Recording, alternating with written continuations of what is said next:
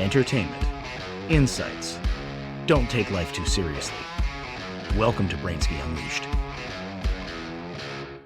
Hello, ladies and gentlemen, and welcome to yet another episode of Brainsky Unleashed. Today I'm being joined by Damon Burton. This is the CEO of SEO National.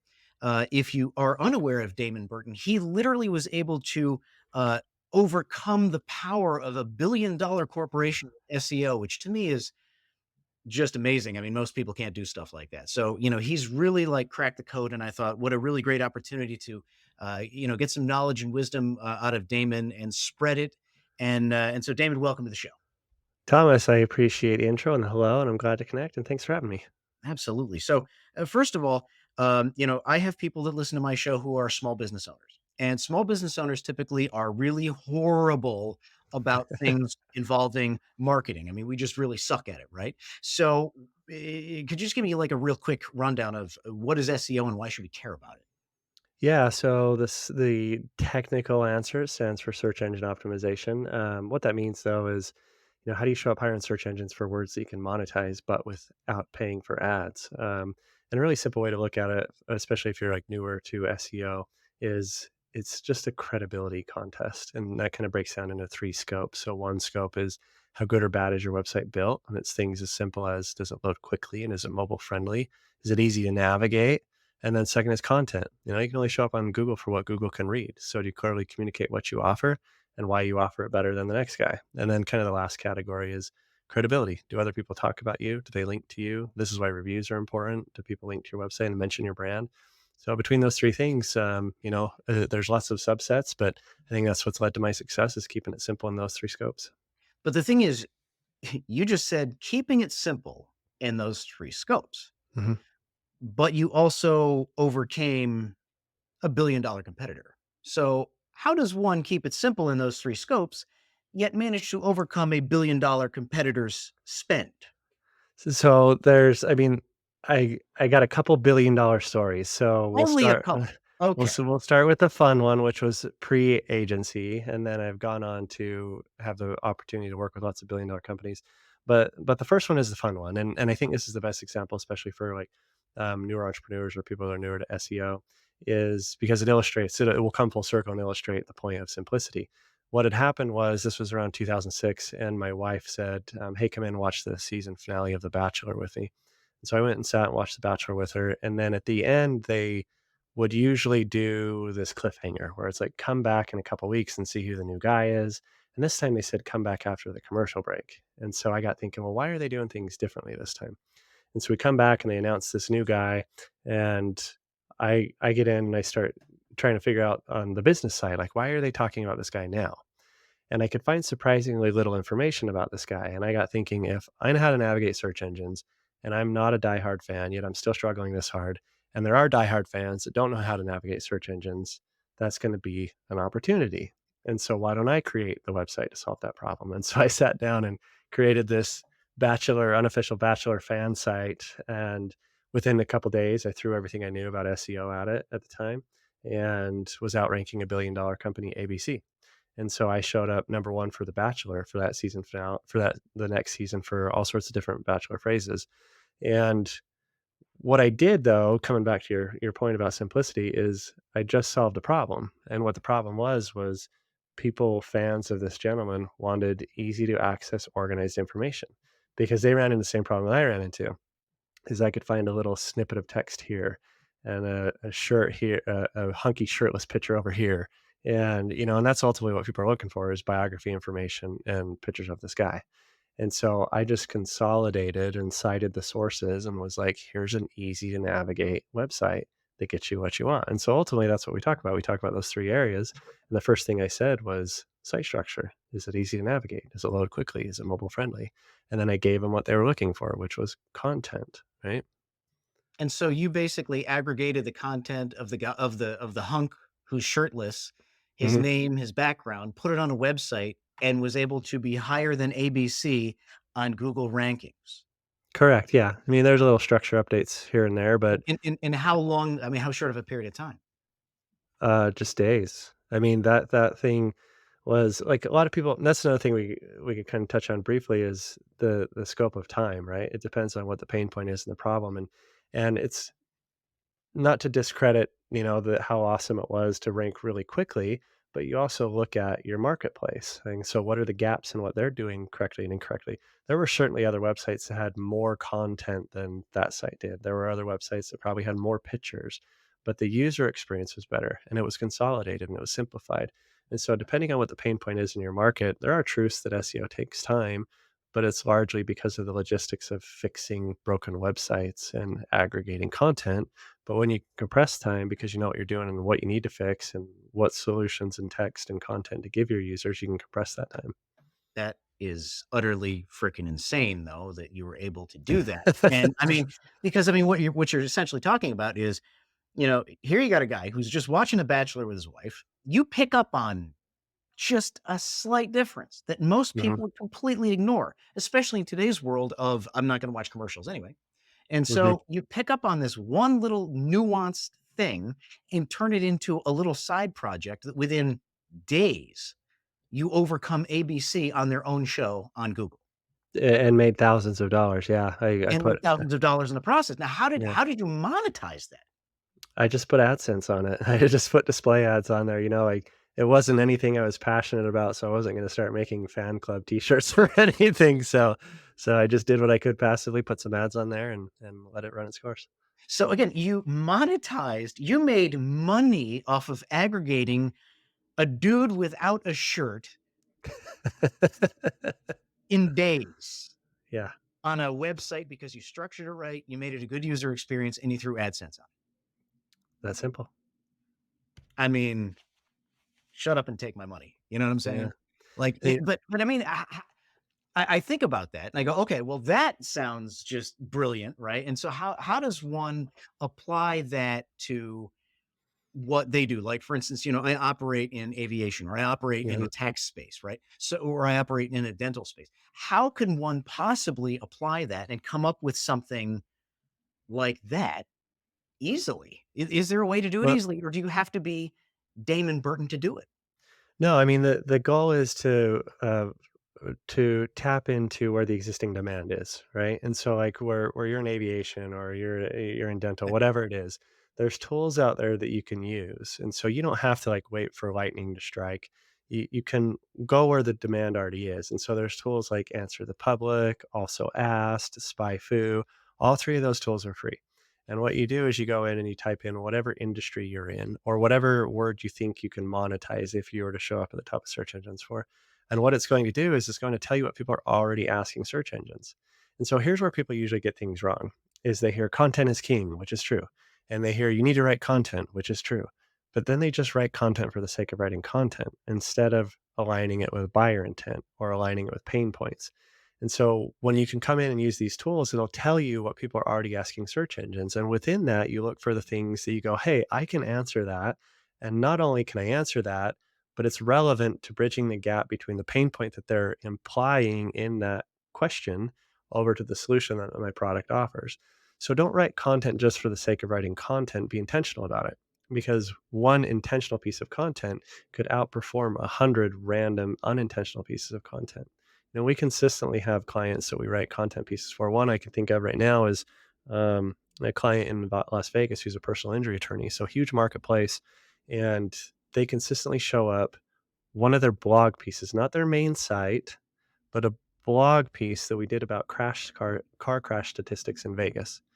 Because I'm not going to give away what the thing is within it, but there's a certain thing we talk about in car crash statistics in Vegas that is a major pain point for that sort of demographic.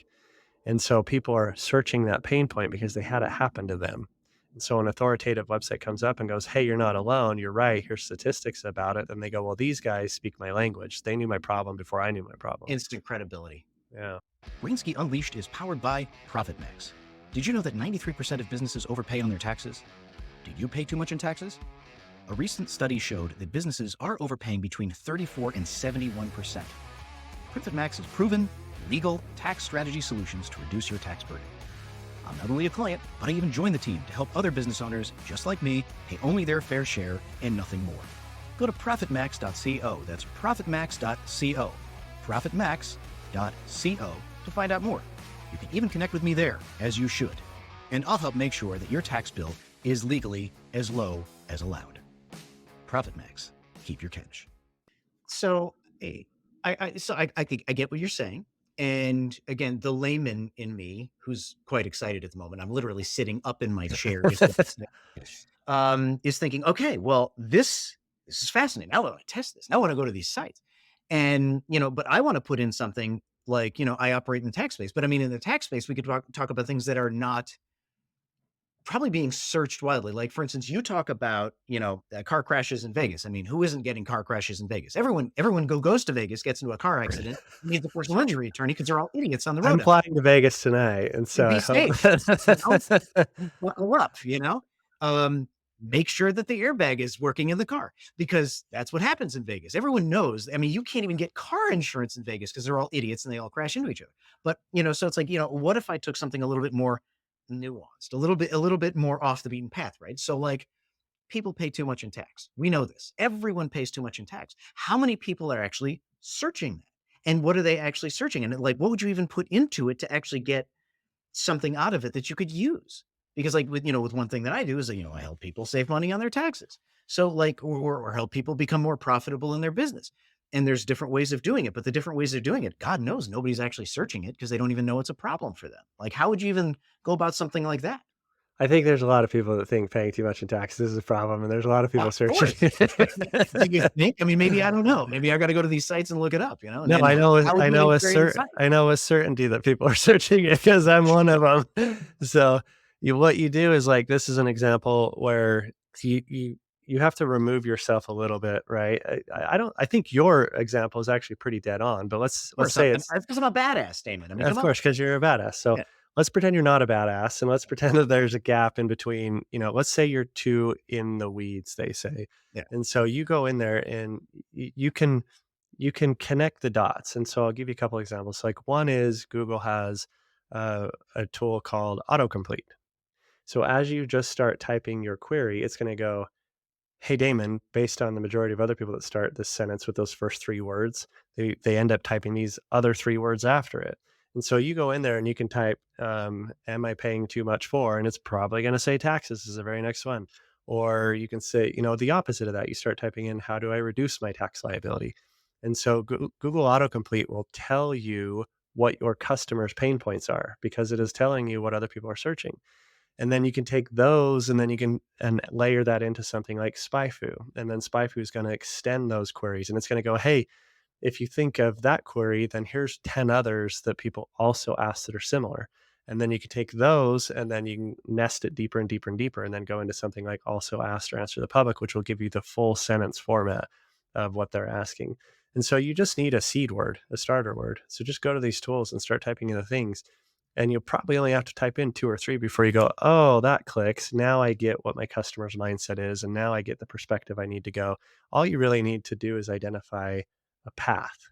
Like you don't need the perfect answer. You don't need the perfect query. That defeats the purpose of what we're talking about is, how do I ultimately find the query? You just need to start dabbling and type in a handful of starter words, and these tools will reveal the rest for you. And so in doing that, because I'm going to take it then to the next level. So now we're going to talk about like people who have a mundane, nobody knows what they're doing, set up a website. Here's my, cool page and I've got some nice graphics and, I'm not saying things properly. Do you try and incorporate what you've just learned from that process into the website and create content for that? Or do you try and put it as a blog post or do you try and put it as, a post somehow with a video or like, where do you actually fit it in to where Google's going to look at it and go, this might be worth looking at. This has credibility.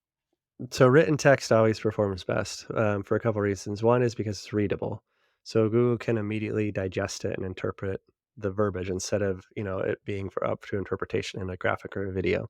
Two is because text loads quicker than videos and graphics. So when you have a heavier asset, we talked about user experience. And so part of that is page speed. And so I always go text first. Now, what's also great about text is then it becomes easily repurposable. So you can layer in those other things. And I'll give you a good example. So you've now spent all this time and you've searched, you've used these tools and you found a great topic and you put a lot of heart in answering the question. And you have a unique piece of content. And so you don't want to just stop after one piece of content. So instead, you can repurpose it. But first, make sure you lock in that text based piece of content first. Make sure that's valid before you then go repurpose it. But then what you can do is you can repurpose it into an infographic, a shareable graphic, or a video. And there's tons of free tools out there, like Canva's one, and then there's countless paid tools if you want to make them super fancy. And then what you do is when you that text based blog, so you're correct, you do it as a blog, you have the text-based piece of content, and then at the bottom, add those other resources. And so you can embed the shareable graphic or the video. And then what happens is Google starts to go, well, Thomas is a badass because not only does he have text, but he has graphics and videos. And the other guys that compete with Thomas don't have that. So they're not as much of a badass. So let's show him higher. But then what also happens because you have diversified media, you have more types of content that can show up in the results. So now all of a sudden, you have one search query where you show up once for the text, a second time for the video, and a third time for the graphic. So now you have three results on page one, giving you more exposure, more credibility, more touch points. And because there's only limited spots, you're also suppressing your competition. So, yes, repurpose it, but focus on quality first. So, once you're confident that you got the quality locked in on the text based piece of content, then you can amplify it. And when you talk about quality, what you're talking about is taking everything that you've learned from what your customers are looking for and generating content around that, generating paragraphs, sentences, things like that that are text-based that, Google's, bots can look at and go, "Well, this looks like what's being needed," right? Yeah. And make sure that you focus on the intent and uniqueness of the content because we've touched briefly a couple times on avoiding writing content for the sake of writing content. So that's kind of like there's two layers to that. One is the topic, and then two is the depth of the topic. So just because we solved the problem of finding a good topic doesn't mean you go get lazy on the body now, because there's lots of tools out there. There's countless AI tools which are making lazy marketers lazier. Mhm. And this is your opportunity to not follow the path. Now, I'm not saying don't use AI, like you can use AI for ideation, but I wouldn't recommend using it for output, at least in current instances, because I have countless examples where we've done third party copywriting testing and we'll go in and we'll type in a random query or we'll do crowdsourced content and we'll say, hey, varying people that don't know each other, here's a query, give us your answer to it. And we'll have 5 for 5 matches where I, as a human, where Google's algorithm is infinitely smarter than I am, I can immediately identify the pattern.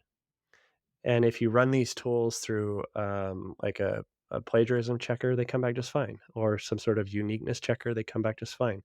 But if you actually look at them, they're near exact match patterns, and there's almost exact matches in what's called content spinning, which is where you basically have a piece of content, but you swap out the synonyms or you shuffle the Right. paragraphs. Change your words around, yeah. Yeah, but if you reverse engineer it and just move a sentence or two back, you see the pattern. And so it's really easy to identify these things. And Google came out with an algorithm update way back in 2011, 12 that focused on quality content. And so I think that they just AI came in faster than expected to, but Google has a head start on detecting duplicate content or non-unique content.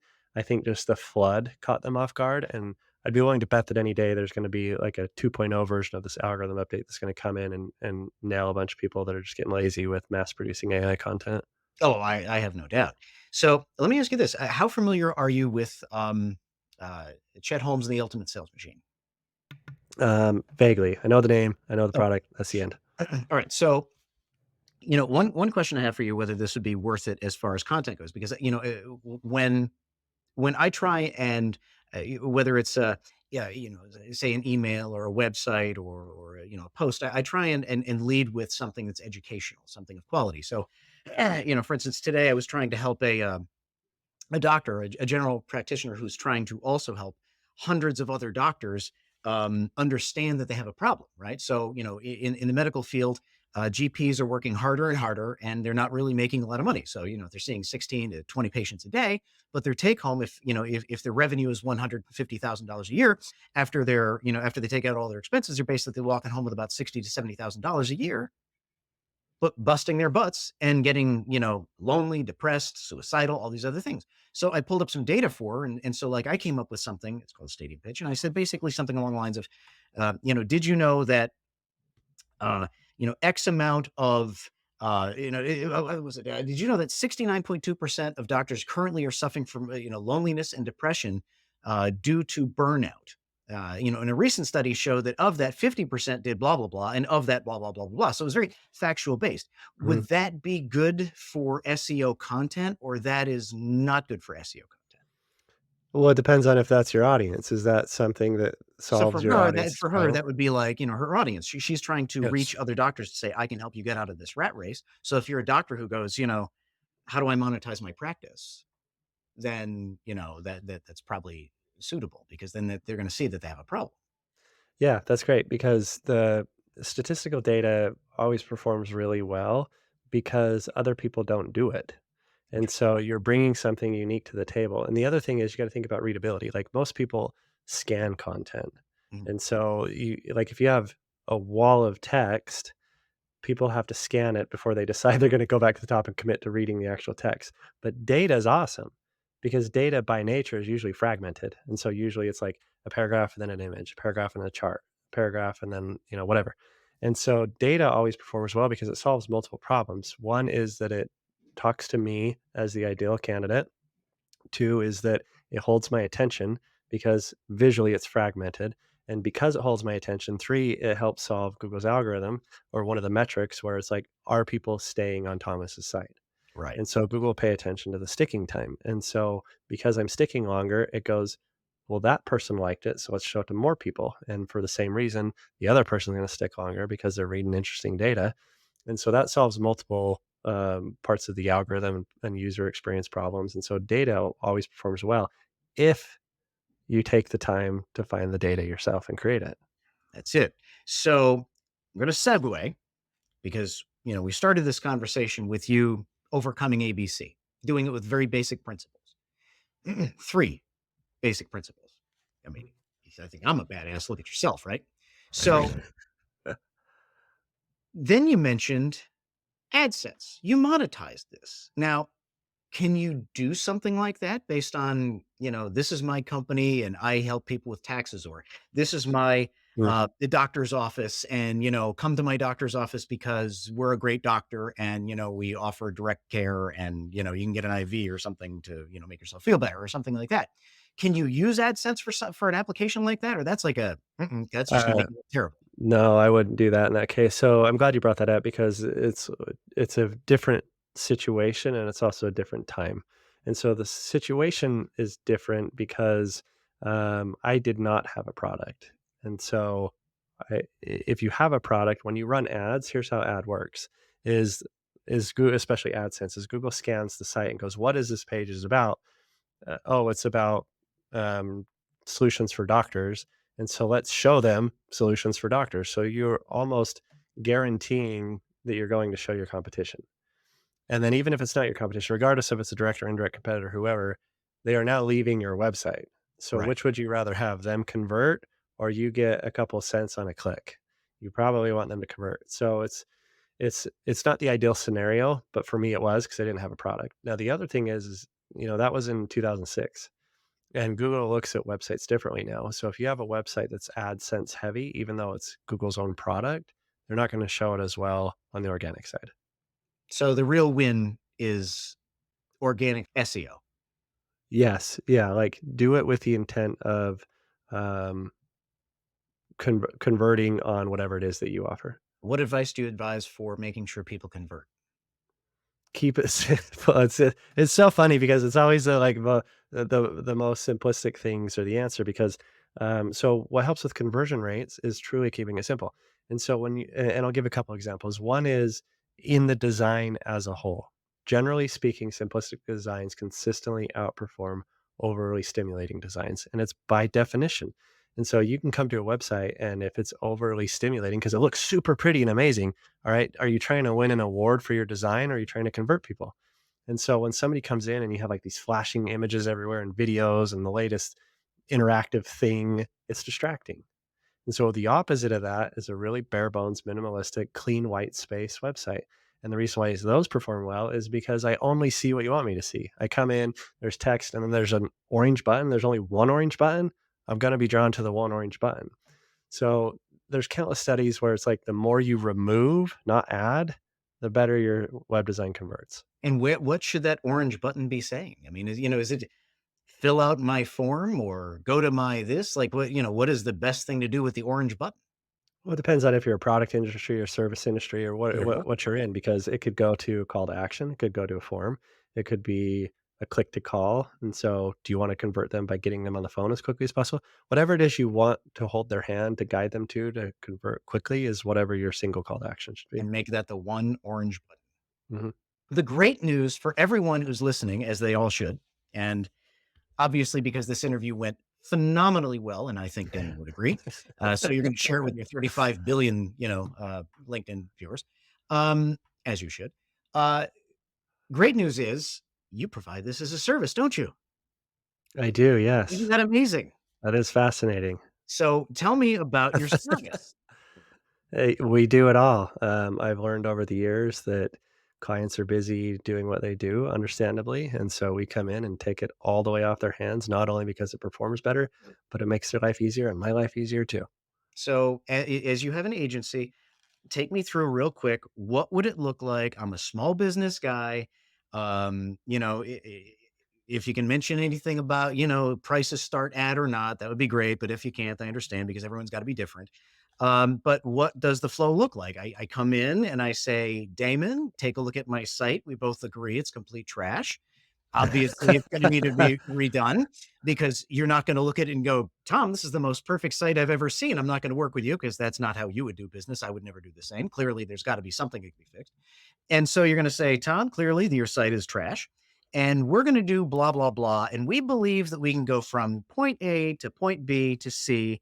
What does that process look like? And how long should it generally take for you to actually see some sort of bump in SEO by working with SEO Nation? That's, by the way, is SEOnation.com, SEOnation.com, all one word, SEOnation.com. There you go. There's your built in ad. I feel Go ahead. I feel obligated to owe you a check or something. This is not a paid promotion, everybody. That's right. It is not. This is just me doing absolutely free crap because I think this is badass. So great questions, because this is probably the most important thing that SEO candidates need to understand is having a realistic understanding of time frame. And the time frame breaks down to progress versus monetization. So let's walk through average time frames and then I'll explain progress versus monetization. So your average time frame is like, okay, you come in, you have your onboarding call, and we get together and we go, where's all the money for the customer and who's your ideal avatar? So then after we take that, we remove all the emotions from it, because when we come in, we're either, like we said earlier, we're too far in the weeds or we're biased. And so what we want to do is strip that out and let the data reveal the answers. And so then we take a couple weeks going through the data and we go, hey, Thomas, I think this is where the money is. Here's what your customers are asking. Do you agree? Oh my gosh, I never thought about that. So then we're going to go down that path after that you approve it. So that's like 2 to 3 weeks.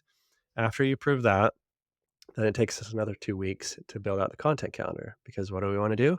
We want to write intent based content. So we need to go figure out where the intent is.